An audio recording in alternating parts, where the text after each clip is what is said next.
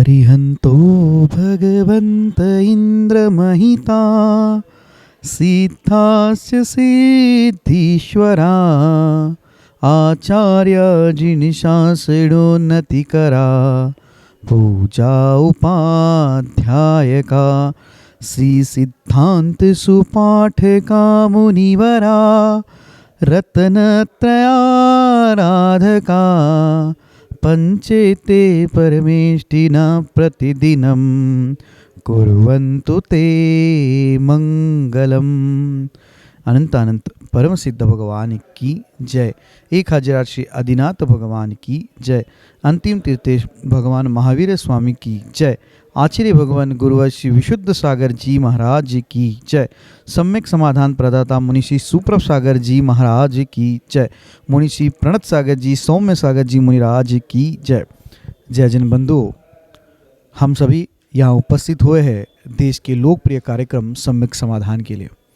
एक ऐसा कार्यक्रम, एक अनूठा प्लेटफॉर्म जिसके माध्यम से हम सभी के मन में उठने वाले जो विकल्प है उस विकल्पों का सम्यक समाधान मुनिश्री अपने मुखारविंद से हम सभी को प्रदान करते हैं। कितने अहोभाग्य के वह क्षण होंगे जिस क्षण में अपने मन में उठने वाले विकल्पों का समाधान पंचम परमेष्टि साधु परमेष्टि के मुखारविंद से हम सभी को प्राप्त होता है। अगर आप इस कार्यक्रम से जुड़ना चाहते हो या कार्यक्रम के माध्यम से अपने मन में उठने वाले विकल्पों का समाधान चाहते हो तो कार्यक्रम में नीचे जो पट्टी पे स्क्रॉल पे या फ्लिप पे जो हमारे नंबर चल रहे हैं, हमारे ईमेल आईडी है, उसके माध्यम से आप अपना विकल्प हम तक पहुंचा सकते हैं। उस विकल्पों को एकत्रित करके मुनिषी तक पहुंचाया जाएगा। वो मुनिषी के मुखारविंद से हम सभी लोग सम्यक समाधान प्राप्त करेंगे। सम्यक समाधान के माध्यम से आप अपने विकल्पों का समाधान प्राप्त कर ही सकते हैं एवं उस विकल्प के कारण अन्य लोगों के मन में जो विकल्प है उसके विकल्पों का भी समाधान हम सभी प्राप्त कर सकते हैं। तो आप जल्द से जल्द अपने मन में उठने वाले विकल्पों को हम तक पहुंचाएं और हम सभी लोग उस विकल्प का सम्यक समाधान मुनिषी के मुखारविंद से प्राप्त करेंगे। मुनिषी के चरणों में नमोस्तु करते हुए आज के उस कार्यक्रम को, लोकप्रिय कार्यक्रम की शुरुआत करते हैं। मुनिषी प्रणत सागर जी महाराज से निवेदन करते हैं कि हे स्वामी, आज के कार्यक्रम को गति प्रदान करते हुए संचालित करें। नमोस्तु नमोस्तु नमोस्तु। ओम नमः सिद्धेभ्यो। नमो नमः सत्तुहितंकराय वीराय भव्यां वाजभास्कराय अनंतलोकाय सुरार्चिताय देवादिदेवाय नमो जिनाय देवादिदेवाय नमो जिनाय।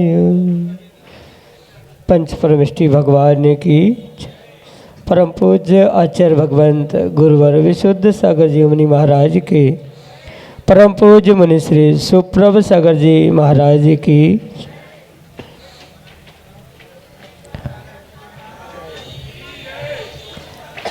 परम पूज्य मुनि श्री सुप्रभ सागर जी मुनिराज की पूज्य मुनिवर श्री प्रणत सागर जी मुनिराज की नमोस्तु शासन। विकल्प तो विकल्प ही होते हैं और विकल्प अनंत विकल्पों को उत्पन्न करके अनंत संसार की ही वृद्धि कराते हैं। लेकिन यदि हम थोड़ा सा पुरुषार्थ करें और अपने विकल्प को समीचीनता प्रदान करें तो वही विकल्प हमारे लिए जो अनंत संसार का कारण बन रहा था वही अनंत सुख का साधन भी बन सकता है। और यदि हमारे पुण्योदय से उस समीचीन विकल्प का सम्यक रूप से समाधान किसी निर्ग्रंथ गुरु से प्राप्त हो जाता है तो निश्चित ही वह हमारे कल्याण का मार्ग खोल लेता है। ऐसे आत्म कल्याण की वह अनूठी विधा समीचीन विकल्पों का सम्यक समाधान जो कि हम सभी प्रतिदिन परम पूज्य आचार्य भगवंत गुरुवर विशुद्ध सागर जी महाराज के मंगल सुभाषित से उन्हीं के सुयोग से परम पूज्य मुनि श्री सुप्रभ सागर जी महाराज के मुखारविंद से प्रतिदिन प्राप्त कर रहे हैं। प्रारंभ करते हैं आज का सम्यक समाधान और आज के पहले विकल्प के लिए संप्रदायन सिद्ध क्षेत्र गजपंथा नासिक महाराष्ट्र से महाराज श्री के चरणों में कोटि कोटि नमोस्तु निवेदित करते हुए अपना समीचीन विकल्प रख रहे हैं।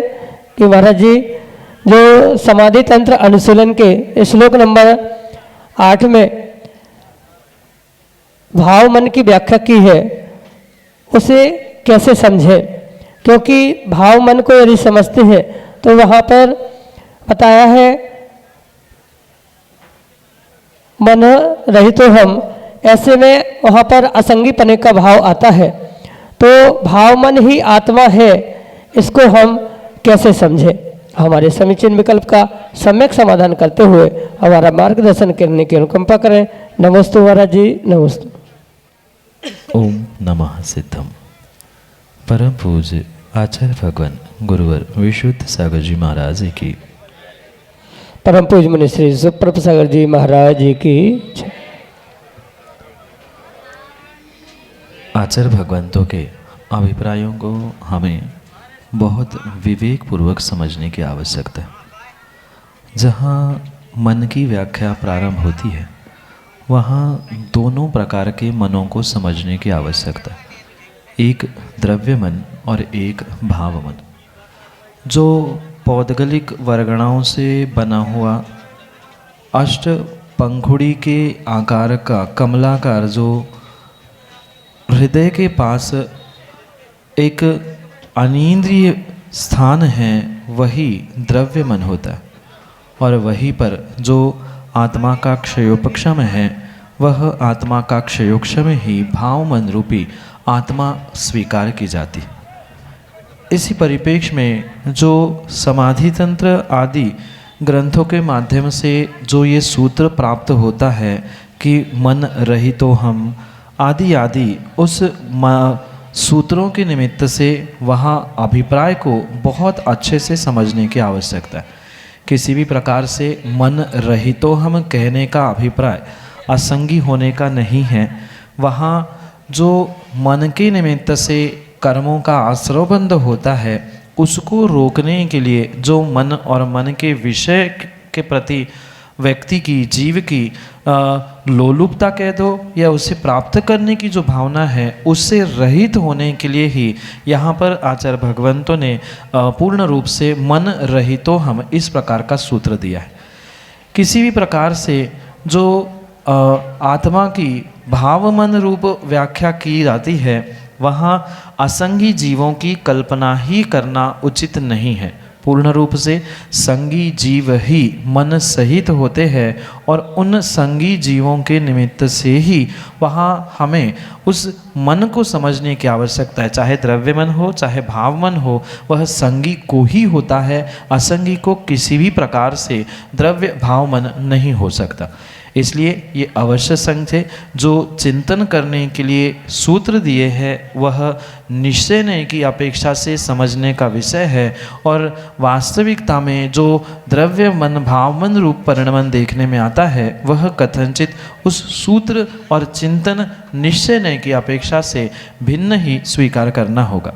इसलिए ये आत्मा के जो भाव मन रूप क्षयोक्षमिक परिणमन परिणाम देखा जाता है, वह मात्र और मात्र उन संगी जीवों के निमित्त से ही होता है। असंगी जीवों का ना भाव मन ना द्रव्य मन होता ही नहीं है। ये दोनों अनेकांत से समझने की आवश्यकता है। सूत्र मैं पुनः कह दूँ, मात्र चिंतन के लिए, निश्चय नय और द्रव्य दृष्टि प्राप्त करने के लिए हुआ करता है। वहाँ स्वरूप निश्चय नय की प्राप्ति की अपेक्षा से होता है या वास्तविकता को प्राप्त करने के लिए होता है। और जो सामान्य सिद्धांत कहा, द्रव्य मन हो चाहे भाव मन हो, वह आत्मा के क्षयोक्षम रूप ही हुआ करता है। और वो भी मात्र संगी मनुष्य या संगी तिर्यंसों को ही होता है। अन्य किसी भी असंगी प्राणियों को यह होता ही नहीं है। यही आपके लिए सम्यक समाधान। श्रीमती रागिनी जैन, विदिशा मध्य प्रदेश से, महाराज श्री के चरणों में बारंबार नमस्ते निवेदित करते हुए कह रहे हैं कि महाराज जी, जैसे आपने अपने प्रवचन के माध्यम से द्रव्यलिंगी भावलिंगी वनराजों की व्याख्या की थी, तो मेरा प्रश्न यह है कि पंचम काल में द्रव्यलिंगी या भावलिंगी वनराज गृहव्यक तक क्यों नहीं जाते? क्या सातिचार महाव्रतों का पालन इसमें कारण है या पंचम काल का प्रभाव? हमारे समीचीन विकल्प का सम्यक समाधान करने की अनुकंपा करें। नमोस्तु महाराज जी, नमोस्तु। प्रत्येक कार्य की सिद्धि के लिए जीव को कहीं न कहीं निमित्त नैमित्तिक संबंधों को समझना परम आवश्यक हुआ करता है। जब तक वह निमित्त नैमित्तिक संबंध घटित नहीं होते या समझ में नहीं आते, तब तक वास्तविकता में तत्वों का यथार्थ निर्णय होना संभव नहीं हो सकता। इसलिए जो ये निमित्त नैमित्तिक संबंधों की अपेक्षा से यहाँ ग्रैविक जाना काल के दोष से कह दो या जीव के वह परिणाम परिणति आदि के निमित्त से कह दो, वहाँ जो व्याख्यान आगम ग्रंथों में प्राप्त होता है वहाँ अभिप्राय के साथ दोनों नयों का कथन साथ साथ निमित्त नैमित्तिक संबंध भी समझने की आवश्यकता है। क्योंकि मात्र वह भावलिंगी मुनिराजों का ही वहाँ कथन नहीं, अपितु द्रव्यलिंगी मुनिराजों का भी कथन पंचम काल की अपेक्षा से समझने की यहाँ आवश्यकता है। ये तो शायद सबको ही पता है। जो मुनिव्रतधार अनंत बार ग्रैविक उपजाओ, ये व्याख्या करते हुए पंडित दौलत राम जी स्पष्ट समझाना चाहते हैं कि वहाँ मात्र द्रव्य व्रत धारण करने वाले उन मुनियों का व्याख्यान है, भावलिंगी मुनियों की वहाँ संकल्पना ही नहीं।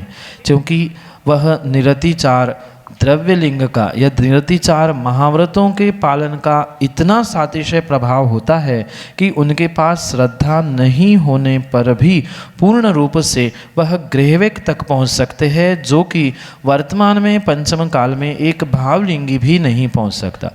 इसके पीछे का अभिप्राय मात्र यही समझे कि जो पंचम काल का दोष है वह काल का दोष तो है ही, पर साथ साथ वहाँ विशेष रूप से ये समझे कि पंचम काल का दोष के साथ वह जितनी निरतिचारता का पालन चौथे काल के मुनिराजों में देखा जाता है, वह पूर्ण रूप से पंचम काल के उस मुनिराजों में देखने में नहीं आता। काल का दोष तो है ही, भावों की विशुद्धि भी साथ में निमित्त बनती है। इस निमित्त नैमित्तिक कारणों से ही पूर्ण रूप से ये समझे कि जो पंचम काल के मुनिराज होते हैं, चाहे वे द्रव्यलिंगी हो चाहे भावलिंगी हो, वे अपने भावों के पुरुषार्थ से या परिणति परिणामों के निमित्त से किसी भी प्रकार से वह उतनी उपरिम स्थिति तक स्वर्गों तक नहीं पहुँचते। उनकी जो निर्धारित सीमा कही है वह निर्धारित सीमा तक ही वे गमन करते हैं। उसके ऊपर पंचम काल के मनुष्यों का चाहे वह निर्ग्रंथ भावलिंगी भी क्यों ना बने, वहाँ तक पहुँचने की उनकी शक्ति नहीं होने से वे उसके ऊपर नहीं जाते। यही आपके लिए सम्यक समझ। और अगले समीचीन विकल्प के लिए हमारे सामने हैं सिंघई महेंद्र कुमार जैन, जो कि इस पंच कल्याणक में स्वधर्म पद को प्राप्त हैं अपने समीचीन विकल्प के साथ। हे स्वामी, नमोस्तु नमोस्तु नमोस्तु। महाराज जी, जैसे हम इस पंच कल्याणक में सौधर्मेंद्र बने, इसी तरह साक्षात सौधर्मेंद्र बनकर तीर्थंकर भगवान के कल्याणक मना सके, उसके लिए हमें कौन सा पुरुषार्थ करना पड़ेगा? नमोस्तु भगवान, नमोस्तु भगवान, नमोस्तु। इस खोटे पंचम काल में विशेष रूप से होने वाले इस पंचकल्याणक जैसे आयोजनों में अगर कोई जीव पुरुषार्थ करते हुए स्वधर्म आदि पदों को प्राप्त करता है, तो नियम से उसका कहीं न कहीं सातिशय तीव्र पुण्य का उदय हुआ करता है, जिसके माध्यम से वह भगवान के उस पंच कल्याणक में उत्कृष्ट पात्र बनते हुए अपनी उपस्थिति वहाँ पर अवश्य ही दर्ज करता। क्योंकि हर कोई व्यक्ति भगवान के ऐसे प्रभु के ऐसे अनुष्ठानों में सहभागिता प्रदर्शित नहीं कर पाता, और जो विशेष रूप से तन मन धन के साथ भगवान की इस अनुष्ठानों में सहयोगता प्रदान करते हुए भगवान की भक्ति करता है, वह नियम से आने वाले समय में स्वधर्म आदि पदों को अवश्य ही प्राप्त करता है, अगर वह वास्तविकता में शुद्ध मन शुद्ध भावों से क्रियाओं को समझते हुए अपने आत्मा में भी संस्कार करने का पुरुषार्थ करता है। क्योंकि ये तो बात सबको ही ज्ञात है कि 5-6 दिनों की इस पंचकल्याणक अनुष्ठान में पाषाण से परमात्मा बना जाता है।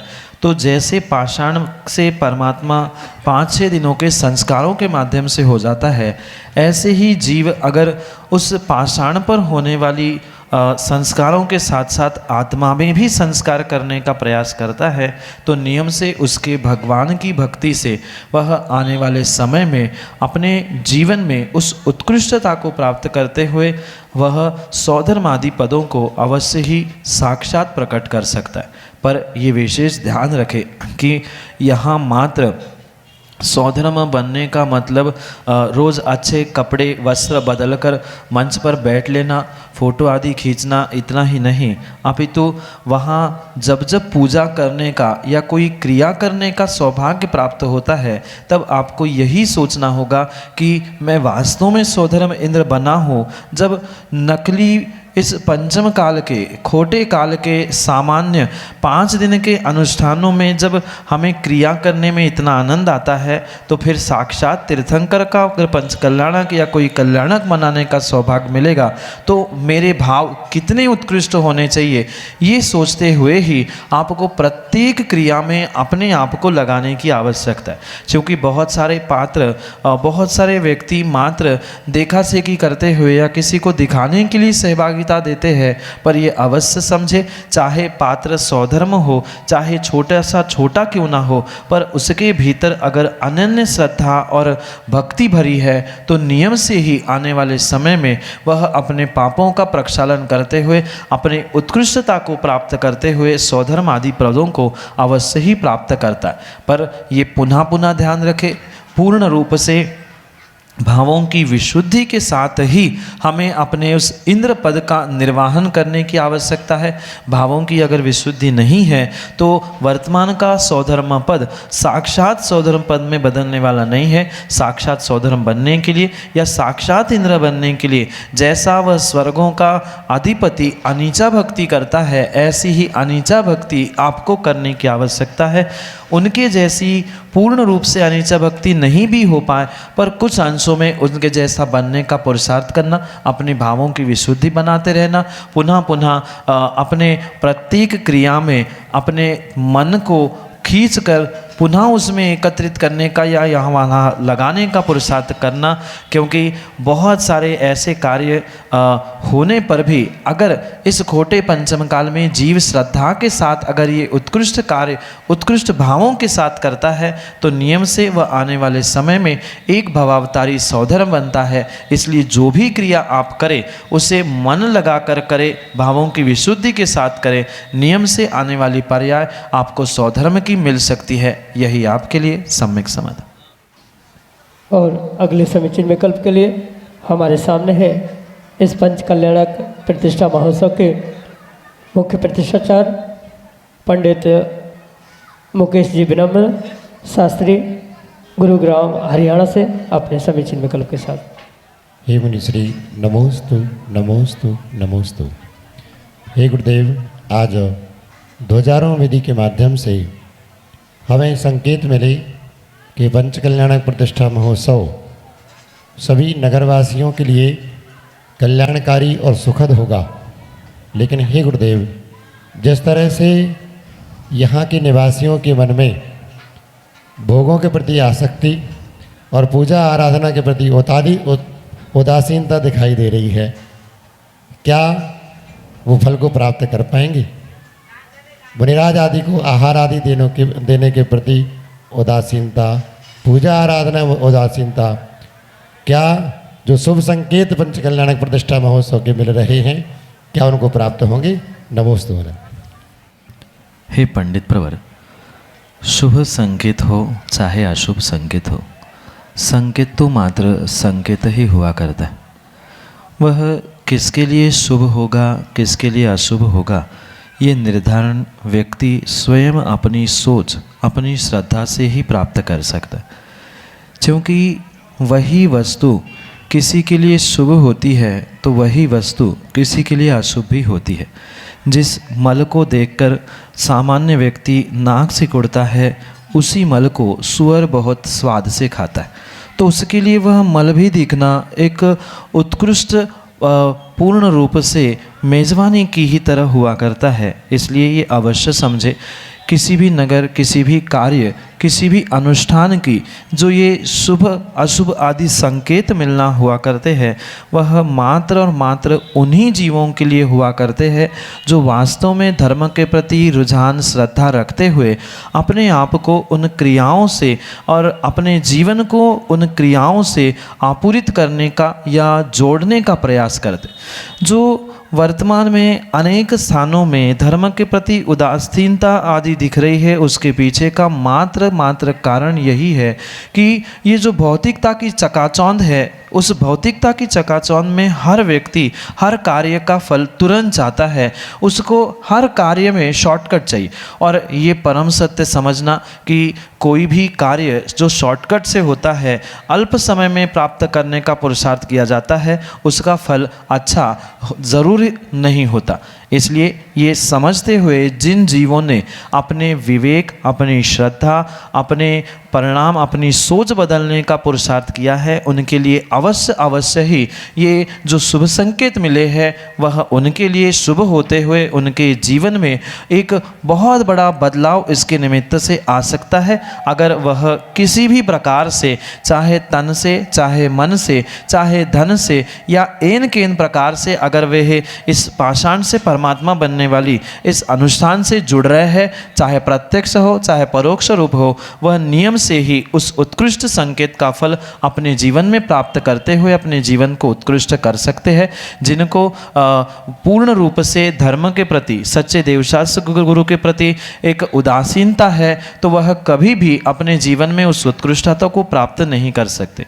दूसरा पक्ष इसका ये भी हो सकता है कि उदासीनता को प्राप्त करने के पीछे जो भीतर की व्यक्तिगत कुछ जीवों की तथाकथित कसाय कह दो, रागद्वेष परिणाम परिणति कह दो, इस कारण से भी बहुत सारा उत्कृष्ट कार्य होते हुए भी वह क्षीण पुण्यात्मा उस उत्कृष्ट कार्य से अपने आप को विमुख करते हुए देखने में आता है। जैसे कि आप ज्ञानी हैं, समझदार है, आपने आगम ग्रंथों को पढ़ा है, साक्षात तीर्थंकर आदिनाथ के समोह शरण से वह तीव्र पुण्यात्मा बनने वाला भावी तीर्थंकर भी चंद कासायिक परिणामों के कारण से अपने समोह शरण जैसे उत्कृष्ट स्थान को छोड़कर भाग खड़ा हुआ था।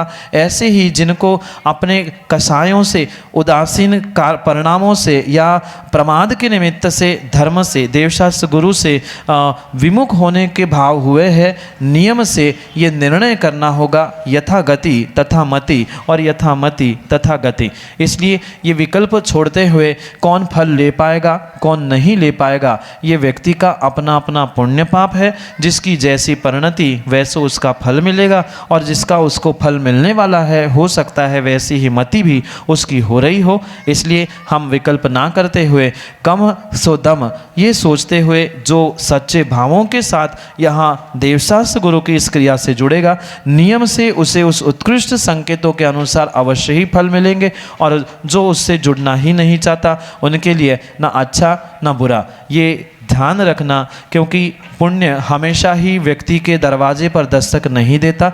जब जब पुण्य उस दरवाजे पर दस्तक देता है, तब अगर दरवाज़ा नहीं खुला तो अवसर खोने के बाद जब चिड़िया चुग गई खेत, तब चूकना और फिर रोना कोई कार्यकारी नहीं होता। इस बात को समझते हुए पुण्यात्मा उत्कृष्ट कार्यों में अपनी उदासीनता प्रमाद छोड़ते हुए वह जुड़ने का प्रयास करता है, और जो जुड़ना नहीं चाहता उसे लाख आप समझाए पर वह जुड़ नहीं सकता।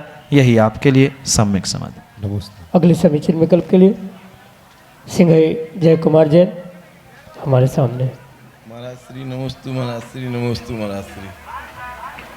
निश्चय सम्यक दर्शन और व्यवहार सम्यक दर्शन में क्या अंतर है? 7 तत्वों पर सच्चे देवशास्त्र गुरु पर श्रद्धान होना, इसे सामान्य भाषा में आचार्य भगवंतों ने सम्यक दर्शन कहा। क्योंकि सम्यक दर्शन की भिन्न भिन्न अनुयोगों की अपेक्षा से भिन्न भिन्न परिभाषा करना समझना परम आवश्यक हुआ करता है। तभी निश्चय, व्यवहार आदि का वास्तविक निर्णय हो सकता है। कर्णानियों की अपेक्षा से सम्यक दर्शन भिन्न है। साथ में द्रव्यानियों के परिप्रेक्ष्य में सम्यक दर्शन की परिभाषा भिन्न है, जबकि सम्यक दर्शन ये आत्मा का गुण है, पर जैसे उसे समझना व्यक्ति चाहता है वैसे ही उसे उसकी ही भाषा में समझाना आवश्यक हुआ करता है। क्योंकि निश्चय और व्यवहार ये दोनों भिन्न भिन्न नहीं हैं, अपितु एक ही वस्तु को दोनों प्रकार से देखने की दृष्टि हुआ करती। माना कि ये पेन आपको दिख रहा है, इस पेन को आप इस दिशा से देख रहे हो, कोई व्यक्ति इस दिशा से दिखता है, तो दोनों को थोड़ा सा देखने में अंतर दिखता है। ऐसे ही नयों की अपेक्षा से एक ही वस्तु को भिन्न प्रकार से देखा जाता है, पर वस्तु भिन्न भिन्न नहीं होती। सम्यक दर्शन के परिप्रेक्ष्य में भी हमें यही समझना होगा, निश्चय सम्यक दर्शन कोई दूसरी वस्तु है, व्यवहार सम्यक दर्शन कोई तीसरी ही बला है, ऐसा किंचित भी नहीं है। तत्वों का श्रद्धान ही सम्यक दर्शन होता है। अगर वह बहिरंग निमित्तों की अपेक्षा से समझा जाता है तो वह व्यवहार सम्यक दर्शन होता है, और वही अभेद रूप से आत्मा में समझा जाता है। आत्मा से आत्मा में आत्मा के लिए जो श्रद्धान होता है वह सम्यक दर्शन होता है। क्योंकि आत्मा भी 7 तत्वों के अंतर्गत आता है। 7 तत्वों के अंतर्गत स्वयं के अभेद आत्मा को प्राप्त कर लेना ये निश्चय सम्यक दर्शन का स्वरूप है। और व्यवहार से चाहे वह चारित्र को प्राप्त करने की अपेक्षा हो नहीं हो, पर फिर भी जो पूर्ण रूप से देवशास्त्र गुरु और 7 तत्व इन पर जो श्रद्धान होता है वह व्यवहार सम्यक दर्शन कहा जाता है। मूल रूप से उसमें पुनः समझे कोई वस्तु रूप भेद नहीं है, अपितु दृष्टि रूप वहाँ पर भेद है। एक ही सम्यक दर्शन मात्र जब भिन्न दृष्टि से देखा जाएगा, यानी बाहर के आँखों से, व्यवहार पक्ष से या निमित्त नैमित्तिक संबंधों से देखा जाएगा, तो उसी सम्यक दर्शन को व्यवहार सम्यक दर्शन कहा जाता है। और वही अगर भीतर से देखा जाए तो उसे ही निश्चय सम्यक दर्शन कहा जाता है। यही आपके लिए सम्यक समाधान। जय जन बंधुओं, हम सभी लाभ ले रहे थे लोकप्रिय कार्यक्रम सम्यक समाधान का। प्रतिदिन की भांति यह कार्यक्रम 5:13 पे यूट्यूब चैनल सुप्रभ वाच के माध्यम से प्रसारित होता है। मुनिषी का नाम सुप्रभ और वाणी का पर्यायवाची नाम उवाच, सुप्रभ उवाच यह नाम चैनल का है। आप यूट्यूब पे सुप्रभ उवाच सर्च कर सकते हैं एवं सर्च करके इस यूट्यूब चैनल को सब्सक्राइब करें एवं उसका बेल आइकन प्रेस करें, ताकि मुनिषी की अधिक जानकारी एवं जो सम्यक समाधान आदि कार्यक्रम है उसकी जानकारी भी आपको उपलब्ध होती रहे। नोटिफिकेशन के द्वारा आपको याद रखने की जरूरत नहीं है। प्रतिदिन ठीक 5:13 पे यूट्यूब चैनल सुप्रभ वाच के माध्यम से यही कार्यक्रम प्रतिदिन शाम को 4 बजे आदिनाथ टीवी चैनल के माध्यम से भी प्रसारित होता है। ठीक 4 बजे आदिनाथ टीवी चैनल के माध्यम से सम्यक समाधान उपलब्ध होता है। शाम को 7:40 पे जिनवान टीवी के माध्यम से मुनिषी के प्रवचन विगत चातुर्मास्थली विदिशा में सुक्ति मुक्तावली इस अद्भुत ग्रंथ पे हुए थे। उस प्रवचनांश प्रतिदिन शाम को 7:40 पे जिनवान टीवी के माध्यम से प्रसारित होते हैं। आप सभी लोग घर बैठे सुक्ति मुक्तावली इस ग्रंथ का स्वाध्याय करते हुए मुनिषी के वाणी का लाभ ले सकते हैं। प्रतिदिन 2:30 पे 2:30 बजे मुनिषी के प्रवचन आदिनाथ टीवी चैनल के माध्यम से भी प्रसारित होते हैं। आप सभी लोग दोपहर को 2:30 पे आदिनाथ टीवी चैनल के माध्यम से भी मुनिषी के प्रवचन का लाभ ले सकते हैं। आज के लिए इतना ही। मुनिषी के चरणों में कोटिशा नमोस्तु करते हुए आज के इस लोकप्रिय कार्यक्रम को यहीं पे विराम देते हैं। नमोस्तु नमोस्तु नमोस्तु।